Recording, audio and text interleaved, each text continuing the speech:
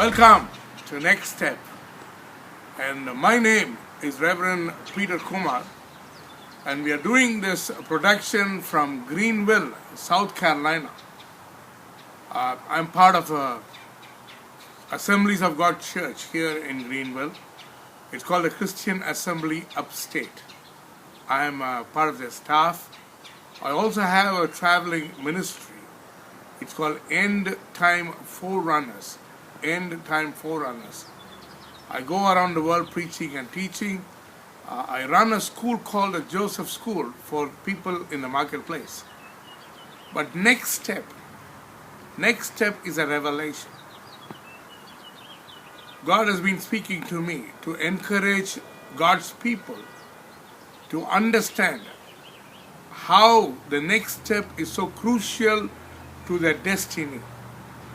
How the next step is very crucial to their decision making, even their life. My brother, my sister, I meet a lot of Christians. They like to talk to me about their problems. But when they were talking about their problems, the only feeling I get is they do not know the next step. They do not know the next step. Many spiritual people say, but Peter Kumar, I'm praying, I'm waiting on the Lord. It still shows that you don't know the next step.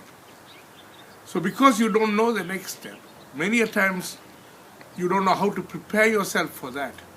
What would God require you to do? Did you hear me? What would God require you to do? See, all the time we say, let God do it. I'm waiting for God. But what if God is waiting for you? What if God is waiting for you with a miracle and you refuse to prepare yourself? You refuse to do something to possess it. Next step is a revelation. I want you to listen to me very carefully. Every Sunday we upload this, and I want you to be part of it. I want you to relate to me. I want you to send the comments. I want you to send any prayer requests you have, because I would like to stand with you through next step. Now in this episode, my brother, my sister, I invite you to the book of 2 Kings, chapter 5, verse 2 onwards. 2 Kings chapter 5, beginning from 2 onwards. The Bible talks about a commander, an army commander called Naaman.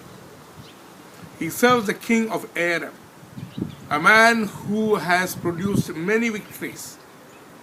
A mighty man, a man of influence, a warrior, a man of war, a commander. But the Bible says he has leprosy. A commander-in-chief of the army suffering with leprosy. Now in those days, if anybody has leprosy, they become an untouchable. People cast them out of the family, out of the community, out of the church, out of their business, out of whatever they do. And they have to go to a secluded camp and they have to live there till they die. It's like waiting to die.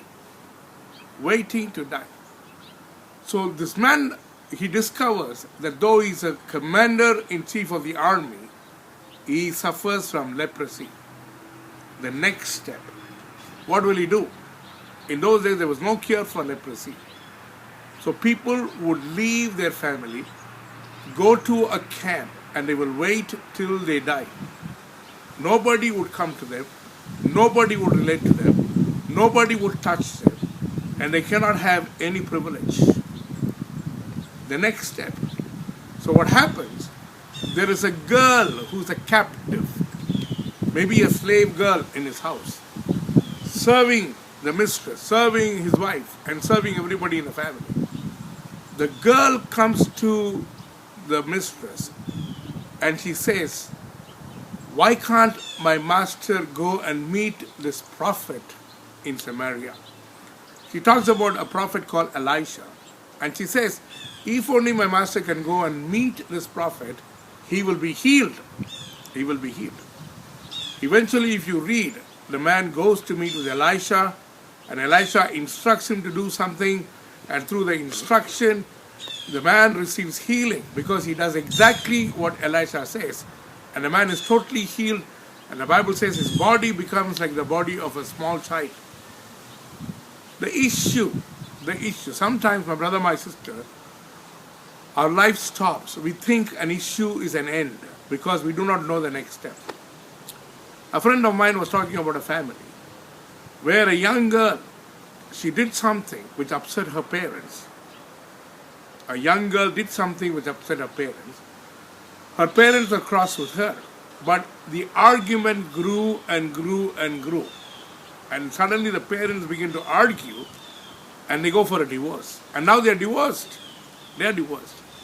It started off with what this young girl did, and then arguments, and a lot of arguments, and then now they are divorced.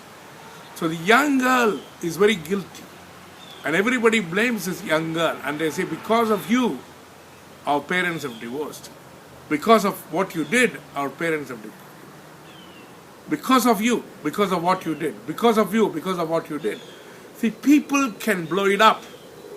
People can blow it up beyond any proportion. And they are blaming her. She's blaming herself. And she's sitting in a pool of guilt and self-pity. The next step, the girl is feeling very helpless. My brother, my sister, I meet so many parents who worry about their children. They are not able to talk to their children. I ask them, can you talk to your son about it? Can you talk to your daughter? They say, no, we can't. I talk to children who come and say, can you pray for our parents? They are not having peace. My dad is sleeping with some other woman. My mom is running after other men. Oh, they don't take care of us. I ask them a simple question. Are you able to talk to them about this? Are you able to talk to them about this? Next step. Again, two things I want to bring out. The first thing, my brother, my sister, you need to know that you can become a solution.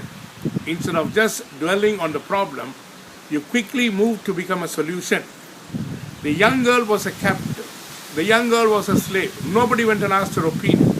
Nobody even consulted her. Nobody even knew that she had a solution. Nobody would expect a slave girl to come up with a solution. But the girl went up. She pushed herself. She positioned herself in a place where she can offer a solution.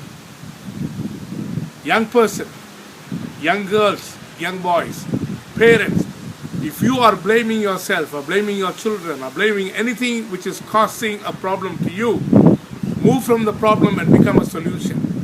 Move from a problem and become a solution. The second thing, the girl is not able to do it. She is not able to resolve the problem. But she is connecting this man with a man who has a solution. With a God who can solve the problem. There is a divine intervention. She calls for a divine intervention. A divine information. She says, man cannot do this, but God can do it. And God can do it through whatever it is. In this case, it is Elisha. My brother, my sister, don't just offer a solution, but take it further, take it further, take it further. Whatever this girl suggested begins to work in this man's faith, in this man's seeking, exploring. He goes after the blessing. He meets with the divine intervention, the man of God, and he's willing to obey what the man of God says. And he comes into the next step, a total healing. Don't be a victim. Don't be a victim. Even though you feel like a victim, become part of a solution. Rise up. You are part of a solution, and you can take people into a place of solution. God is waiting for you to rise up. God is waiting for you to say something. As children, as parents, talk to the people concerned. As pastors, talk to the members concerned. As business people, talk to your staff, talk to your employees, because then you will understand that there is a solution and there is a divine intervention. There is a solution, there is a divine intervention. Step into the next step. Possess the next step. God bless you. And this is Reverend Kumar.